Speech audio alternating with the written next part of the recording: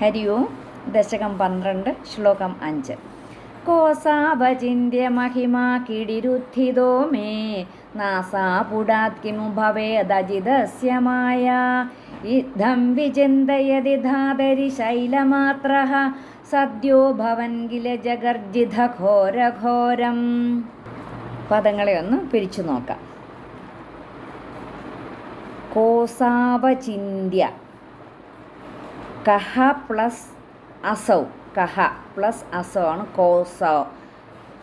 കഹ plus അസൗ plus അചിന്യ, കോസാവചിന്യ. കോ എന്നുള്ളത് കഹ, പിന്നെ അത് കഴിഞ്ഞ് വരുന്നത് പ്രശ്ലേഷ ചിഹ്നമാണ്, അത് അ. പിന്നെ അത് കഴിഞ്ഞ് അസൗവിൻ്റെ ഔ ചിഹ്നമായി ആണ് വായായിട്ട് മാറുന്നത്. അപ്പോൾ കോസാവ ചിന്ത്യ. പിന്നെ അവിടെ അചിന്തിയാണ് വരുന്നത്.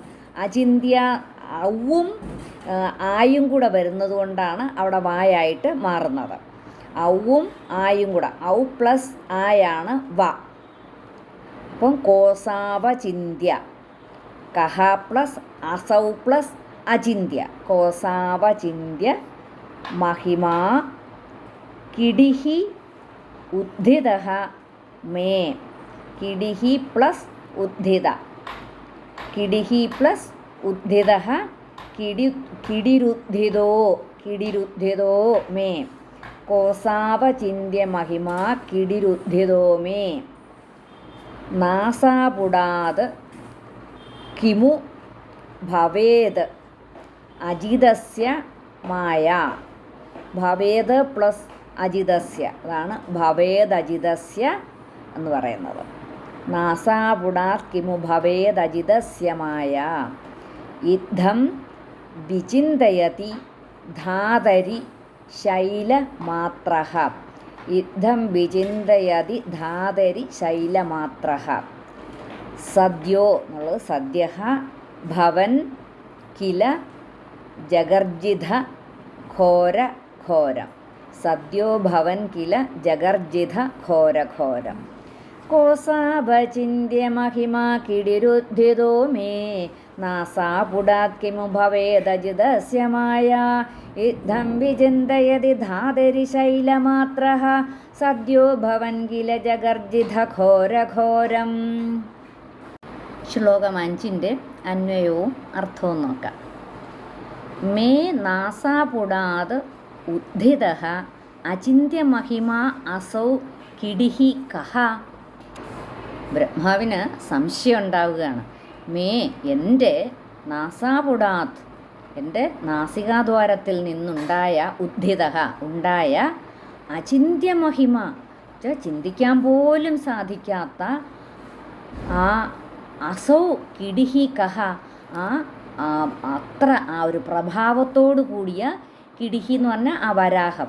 ഈ വരാഹം ആരാണ്, കഹ ആരാണ് എന്നുള്ള ഒരു സംശയം ബ്രഹ്മാവിന് ഉണ്ടായി. എന്നുവെച്ചാൽ അത് ഭഗവാനല്ലേ, ആ ഭഗവാന്റെ ആ ഒരു ചിന്തിക്കാൻ പോലും സാധിക്കാത്ത മഹിമയോട് കൂടിയതാണ് ആ മൂക്കിൽ നിന്ന് വന്ന ആ കുട്ടി വരാഹം. അപ്പം ആത്മാവാകുന്ന ആ വെളിച്ചമുണ്ടെങ്കിലേ നമുക്ക് ചിന്തിക്കാൻ കൂടി സാധിക്കുകയുള്ളൂ.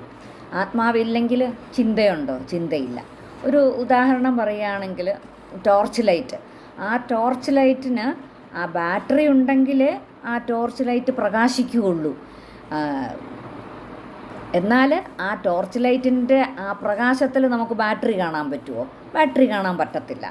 അതുപോലെയാണ് ഒരു ആത്മാവുണ്ട്. ആ ആത്മാവുണ്ടെങ്കിൽ മാത്രമേ, ആ ആത്മാവാകുന്ന വെളിച്ചമുണ്ടെങ്കിൽ നമുക്ക് ചിന്തിക്കാൻ സാധിക്കുകയുള്ളൂ. ഇപ്പം അത് ഇല്ലയെന്നുണ്ടെങ്കിൽ, എന്നുവെച്ചാൽ ആത്മാവ് പോയ ഒരാളാണെങ്കിൽ ചിന്തയുണ്ടോ? ചിന്തിക്കുന്നുണ്ടോ? ചിന്തയില്ല. ഒരു വിരലൊന്ന് അനക്കാൻ സാധിക്കുന്നുണ്ടോ? വിരൽ പോലും അനക്കാൻ സാധിക്കുന്നില്ലല്ലോ.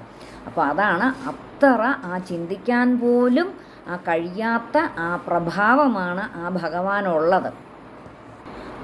അജിതസ്യ മായ ഭവേത് കിമുഹു. അജിതസ്യ മായ ഭവേത് കിമു. ആ വിഷ്ണു ഭഗവാന്റെ, അജിതസ്യ എന്ന് പറയുന്ന വിഷ്ണു ഭഗവാന്റെ മായ ആയിരിക്കുമോ ഇതെല്ലാം? അപ്പം അജിതസ്യമായ ആ വിഷ്ണു ഭഗവാന്റെ മായ, അജിതൻ എന്ന് പറഞ്ഞാൽ ജിതം ഭവതി ഇതി അജിത എന്നാണ് പറയുന്നത്. ആ ഒരിക്കലും ജയിക്കപ്പെടാനാവാത്തവനാണ് ഈ ഭഗവാൻ.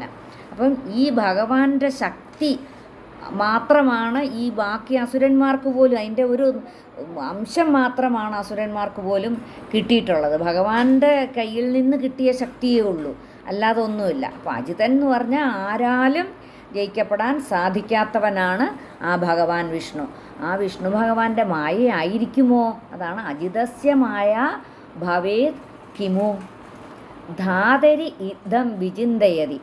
ധാതരി എന്ന് പറഞ്ഞാൽ ബ്രഹ്മാവ്. ഇദ്ധം ഇപ്രകാരം ചിന്തിച്ചുകൊണ്ടിരിക്കെ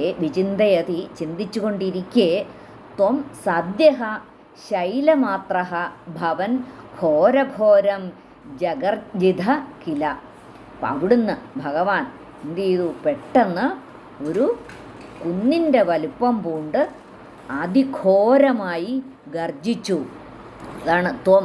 അവിടുന്ന് സദ്യ എന്ന് പറഞ്ഞാൽ പെട്ടെന്ന്, സദ്യ പെട്ടെന്ന് ശൈലമാത്ര, ശൈലം എന്ന് പറഞ്ഞാൽ വലിയ കുന്ന്, പർവ്വതം. അപ്പം എന്ന് പറഞ്ഞാൽ ശൈലമാത്ര എന്ന് പറഞ്ഞാൽ കുന്നിൻ്റെ അത്രയും തന്നെ വലുപ്പം പൂണ്ട് ഭവൻ ഘോരഘോരം ജഗർജിത കില, അതിഘോരമായിട്ട് ഗർജിച്ചു. അപ്പോൾ ബ്രഹ്മാവ് ചിന്തിക്കുകയാണ്, എൻ്റെ ആ നാസാപുടത്തിൽ നിന്ന് ഉത്ഭവിച്ച അചിന്ത്യ മഹിമാവായ ഈ വരാഹം ആരായിരിക്കും?